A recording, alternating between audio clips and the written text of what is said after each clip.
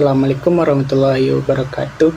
Sebelumnya perkenalkan, nama saya Fauzi Tarafid dengan NIM 433855 dari program studi Teknik Mesin NK.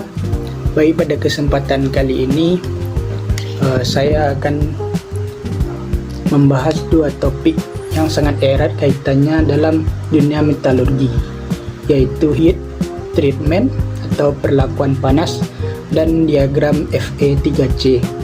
Keduanya saling berhubungan erat karena kalau kita mau benar-benar paham bagaimana sebuah logam bisa diperlakukan secara termal, kita harus dulu paham dan itulah fungsi fasa Fe3C. Jadi kita akan mulai dari diagram fasa dulu sebagai fondasi, lalu berlanjut ke heat treatment. Santai saja, saya akan menjelaskan dengan bahasa yang sederhana. Kita mulai dari bagian pertama, yaitu diagram fasa Fe3C.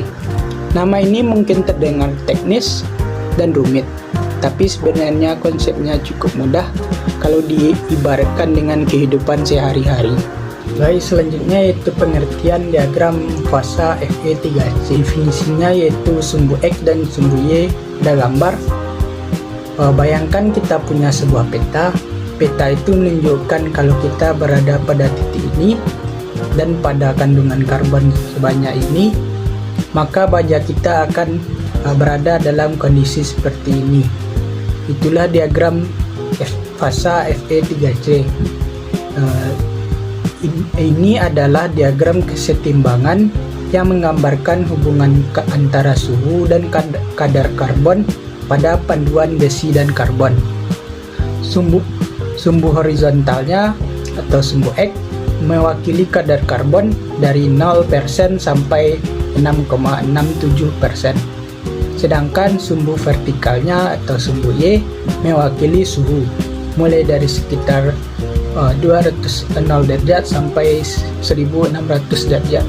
Kenapa batas karbonnya 6,67%? Itu dikarenakan komposisi murni dari cemented atau senyawa besi karbon yang paling keras. Di atas itu sudah bukan kategori logam teknik lagi. Selanjutnya yaitu tujuan diagram fasa Fe3C ini.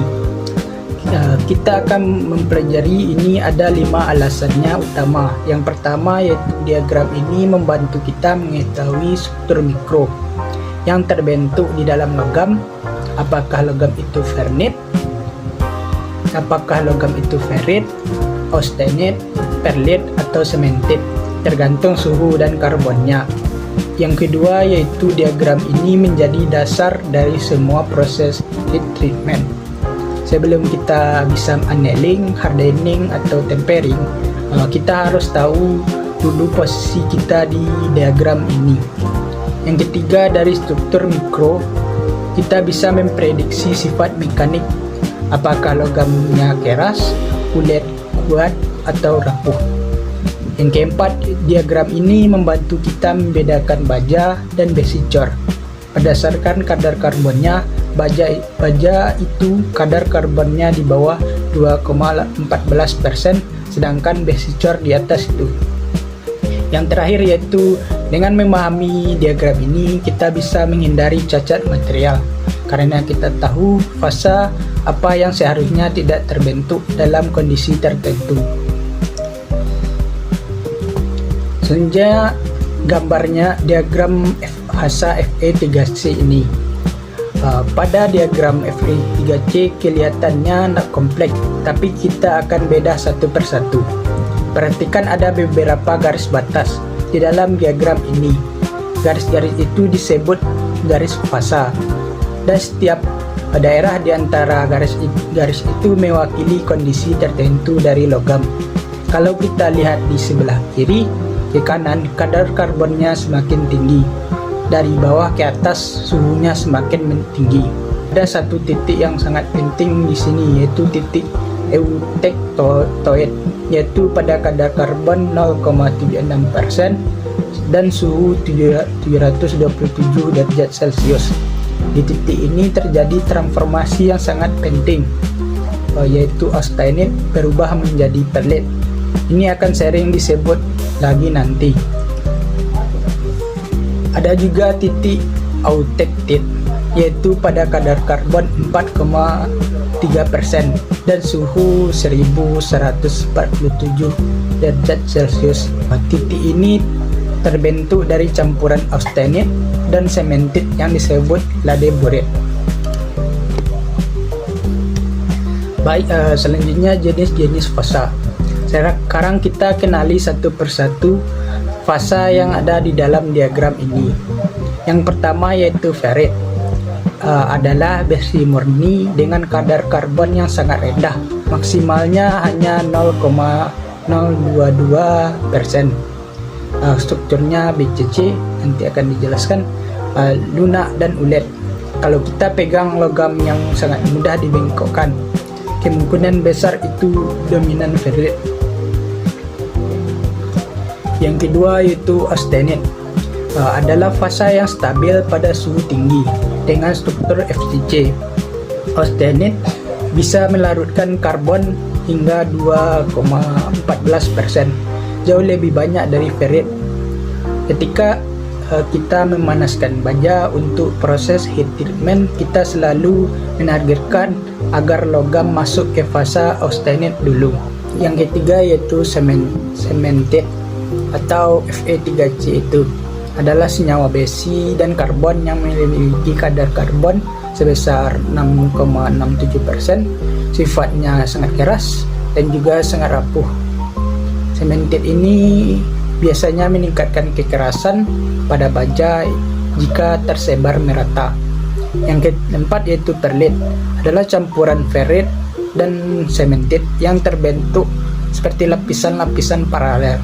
Terbentuknya pada 0,76% karbon dan suhunya 727 derajat Celcius. Perlit memiliki kekuatan yang cukup baik, tidak sekeras baja yang dikeraskan, tapi tidak selunak ferrit murni juga. Yang terakhir yaitu ladeburite, yaitu campuran austenit dan sementit yang terbentuk di kadar karbon 4,3% dan suhunya 1147 derajat Celcius. Ini khasnya untuk besi cor. Baik, selanjutnya yaitu struktur BCC dan FCC yang dijelaskan sebelumnya.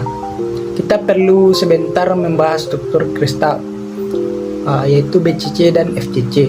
Ini penting karena struktur atom inilah yang menentukan seberapa banyak karbon bisa masuk ke dalam logam. Yang pertama yaitu BCC atau body centered kubik. Bayangkan sebuah kubus, ada atom di setiap sudutnya dan satu atom di tengah-tengah kubus. Itulah struktur ferrit. Karena ruang di antara atomnya kecil, hanya sedikit karbon yang bisa masuk, maksimalnya 0,022%. Yang kedua yaitu FCC atau face centered kubik.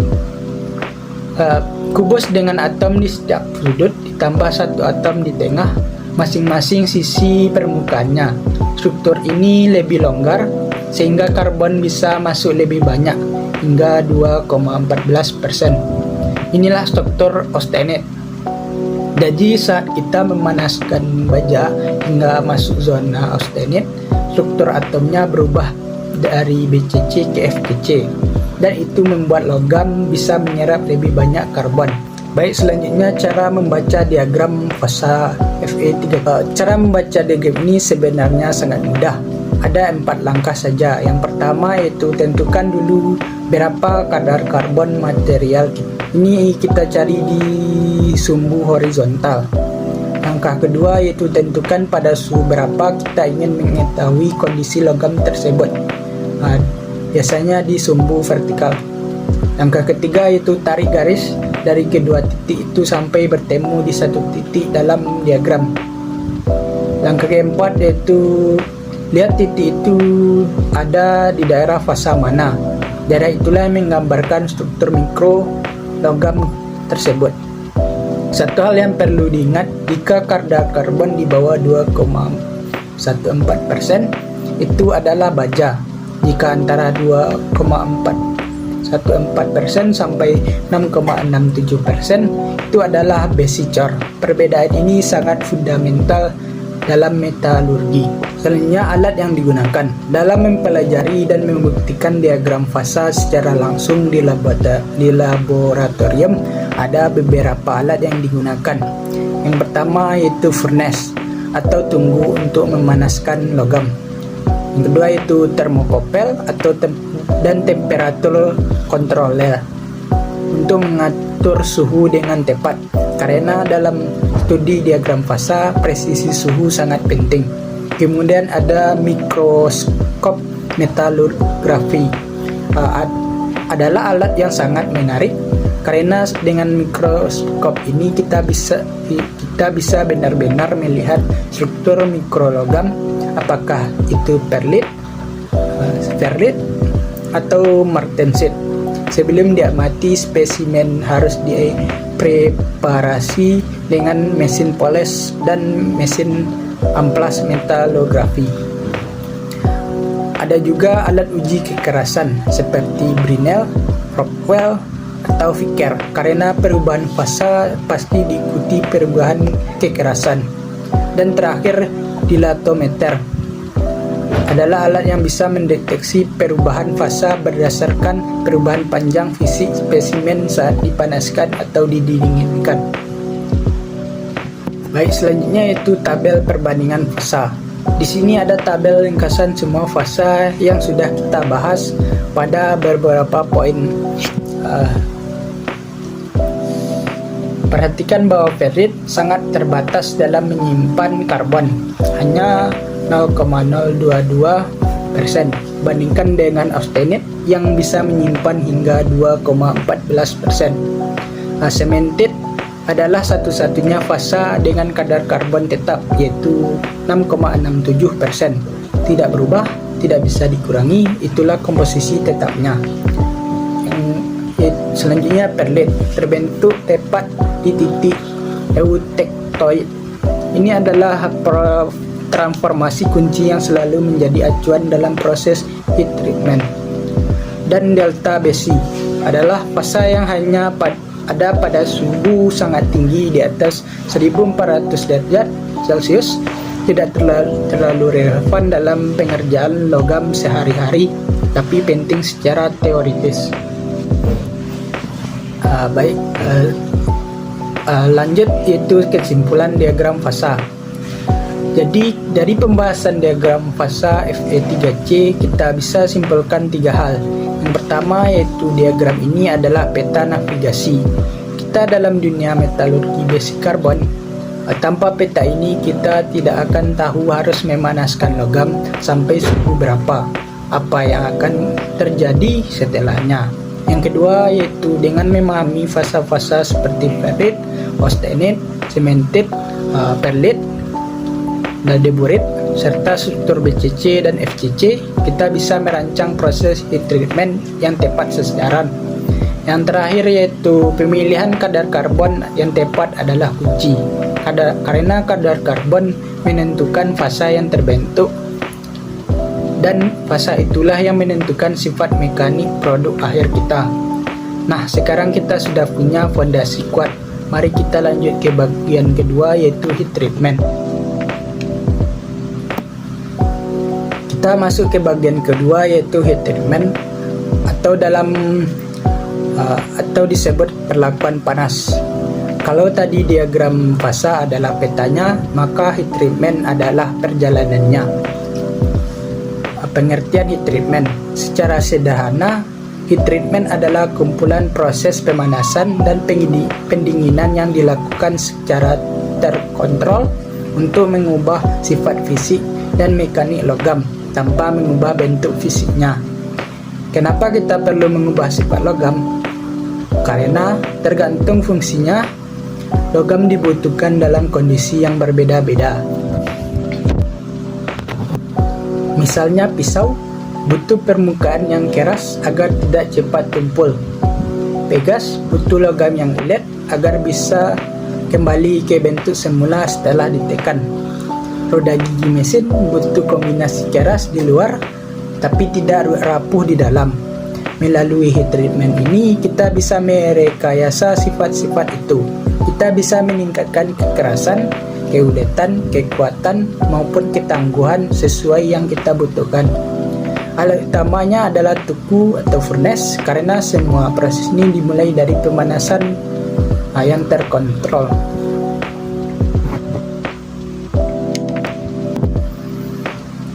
Baik, selanjutnya yaitu annealing atau pelunakan.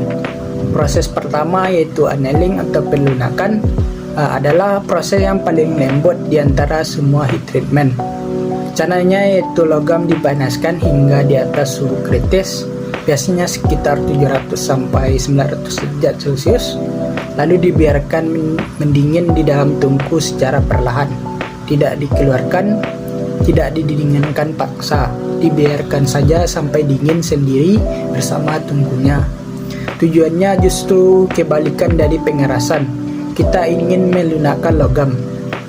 Annealing dilakukan untuk menghilangkan tegangan sisa di dalam logam, memperbaiki struktur kristal yang rusak akibat proses sebelumnya, dan membuat logam lebih mudah dibentuk dan dikerjakan mesin. Ibaratnya seperti pijat relaksasi untuk logam. Tegangan yang tersimpan di dalam dilepaskan secara pelan-pelan. Proses kedua adalah normalizing atau normalisasi. Mirip dengan annealing, tapi ada satu perbedaan penting di pendinginannya. Logam juga dipanaskan hingga di atas suhu kritis sekitar 800 sampai 950 derajat Celcius. Tapi setelah itu logam dikeluarkan dari tungku dan dibiarkan dingin di udara terbuka.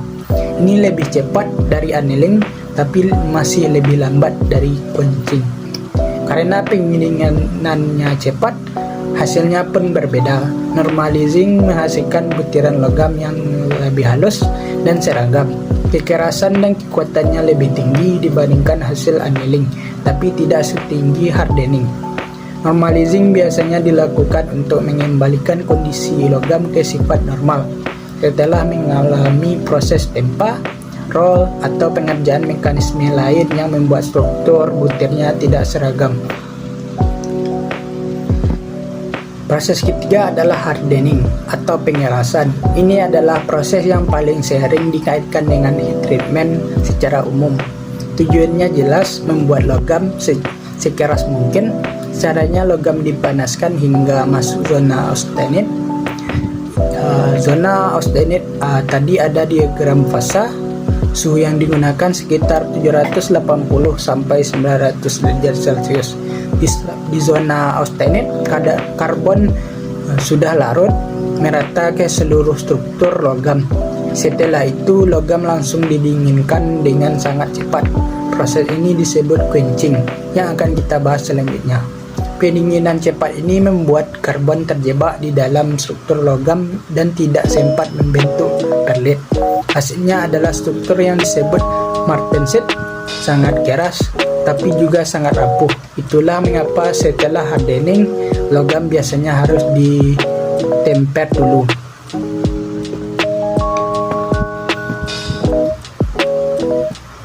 Selanjutnya yaitu quenching atau pendinginan cepat. Quenching sebenarnya adalah bagian dari proses hardening, yaitu tahap pendinginan cepatnya. Tapi karena prosesnya spesifik dan sangat berpengaruh pada hasil akhir, ia dibahas sendiri.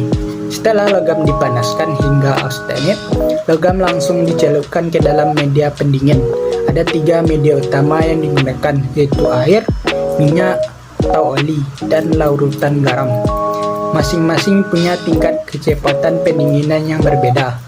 Air yang paling cepat cocok untuk baja karbon tinggi, tapi beresiko retak.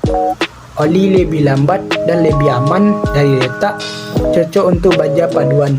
Larutan garam bisa memberikan pendinginan yang lebih merata. Efek dari quenching ini adalah martensit, jadi struktur yang super keras. Tapi ada resikonya, yaitu logam bisa jadi sangat rapuh, bahkan bisa retak kalau prosesnya tidak terkontrol. Itulah kenapa quenching harus selalu diikuti dengan tempering. Baik, selanjutnya yaitu tempering atau penempaan kembali. Tempering adalah proses penyimbang setelah hardening dan quenching menghasilkan logam yang sangat keras tapi rapuh. Tempering hadir untuk mengembalikan keseimbangannya. Caranya yaitu logam yang sudah di-quenching dipanaskan kembali, tapi kali ini pada suhu yang jauh lebih rendah, antara 150 sampai 650 derajat Celcius. Jadi tidak sampai masuk zona austenite lagi. Kemudian didinginkan secara terkendali, biasanya di udara. Tujuannya adalah mengurangi kerapuhan dan tegangan sisa yang dihasilkan quenching sambil tetap mempertahankan sebagian besar kekerasannya. Dengan tempering kita mendapatkan logam yang kuat sekaligus tangguh. Tidak seperas hasil hardening murni, tapi tidak rapuh. Ini adalah kondisi yang paling banyak dibutuhkan di dunia industri. Itu hal yang menarik. Semakin tinggi suhu tempering, semakin ulet hasilnya, tapi semakin berkurang kekerasannya. Jadi, suhu tempering bisa diatur sesuai kebutuhan yang diinginkan. Selanjutnya itu cast hardening atau carburizing. Proses terakhir adalah cast hardening atau carburizing, pengerasan permukaan. Ini yang paling cerdik di antara semua proses heat treatment. Masalah yang ingin diselesaikan yaitu bagaimana caranya agar luar keras, dalam tetap ulet. Logam yang keras seluruhnya akan merapuh dan mudah patah. Tapi kalau lembek seluruhnya, permukaan cepat haus. Solusinya yaitu logam dipanaskan dalam media yang kaya karbon atau nitrogen. Karena pada suhu tinggi, struktur logam berubah ke FCC atau austenite. Karbon bisa berdifusi masuk ke permukaan logam, tapi proses difusi ini membutuhkan waktu. Jadi karbon hanya masuk ke lapisan terluar saja, tidak sampai ke intinya. Setelah difusi selesai, baru dilakukan quenching. Lapisan permukaan kaya karbon menjadi sangat keras, sementara bagian inti yang kadar karbonnya rendah tetap ulet dan tangguh. Contoh nyata penggunaan cast hardening yaitu roda gigi, poros, dan komponen mesin yang permukaannya harus tahan haus, tapi intinya harus bisa menyerap benturan tanpa patah. Baik, selanjutnya tabel perbandingan proses heat treatment. Mari kita rangkum semua proses tadi dalam satu tabel perbandingan seperti pada gambar. Pertama yaitu annealing, suhunya 700 sampai 900 derajat Celcius. Dingin di dalam tungku, hasilnya logam lunak dan ulet. Normalizing, suhunya 800 sampai 950 derajat Celcius. Dingin di udara, hasilnya butir halus dan lebih kuat dari annealing. Hardening, suhunya 780 derajat sampai 900 derajat Celcius. Dilanjutkan quenching, hasilnya sangat keras. Quenching menggunakan media oli, air, atau garam menghasilkan struktur mantensit yang sangat keras. Tempering, suhu rendah yaitu 150 sampai 650 derajat Celcius. Dingin di udara, mengurangi kerapuhan sambil mempertahankan kekuatan. Perhatikan polanya, semakin cepat pendinginan semakin keras hasilnya, tapi semakin rapuh dia, dan semakin lambat prosesnya semakin lunak dan ulet. Heat treatment itu seperti seni yang menemukan titik keseimbangan yang tepat. Selanjutnya alat-alat yang digunakan pada proses heat treatment. Dalam praktiknya, heat treatment membutuhkan beberapa peralatan khusus. Yang paling utama yaitu tungku atau furnace. Tanpa ini tidak ada heat treatment. Ada berbagai jenis furnace yang terbuat dari listrik, gas, bahkan vakum untuk material premium. Dua itu thermocouple dan temperature controller. Sangat kritis karena perbedaan suhu 20-30 derajat saja bisa menghasilkan sifat mekanik yang berbeda secara signifikan. Selanjutnya bak pendingin atau quench tank adalah wadah media pendingin. ukurannya harus cukup besar dan kadang dilengkapi sistem sirkulasi agar pendinginan merata. Selanjutnya, tang penjepit digunakan untuk mengambil logam panas dari tungku ke bak pendingin. Prosesnya harus cepat, jadi tang yang tepat sangat penting. APD atau alat pelindung diri seperti sarung tangan, tahan panas, dan apron. Ini sangat wajib digunakan karena bekerja dengan logam bersuhu 800 derajat Celcius lebih. Tanpa APD adalah risiko kecelakaan yang sangat serius. Selanjutnya yaitu grafik suhu versus waktunya. Kalau kita gambarkan semua proses ini dalam bentuk grafik, suhu terhadap waktu, polanya akan sangat berbeda. Dan itu membuat heat treatment menarik secara visual. Annealing terlihat sebagai kurva yang naik perlahan, bertahan di suhu tinggi untuk sementara waktu di fase holding, lalu turun sangat-sangat lambat mengikuti kurva tungku. Normalizing hampir sama, tapi kurva penurunannya lebih curam karena didinginkan di udara. Quenching adalah kurva yang paling dramatis. Suhu naik tinggi lalu langsung jatuh ke suhu ruang dan hitungan detik atau menit. Inilah yang menghasilkan molten state. Tempering dimulai dari suhu rendah naik ke 150 sampai 650 derajat Celcius, lalu turun kembali secara moderat. Kasar dening memiliki kurva holding yang lebih panjang karena difusi karbon membutuhkan waktu, lalu diakhiri quenching.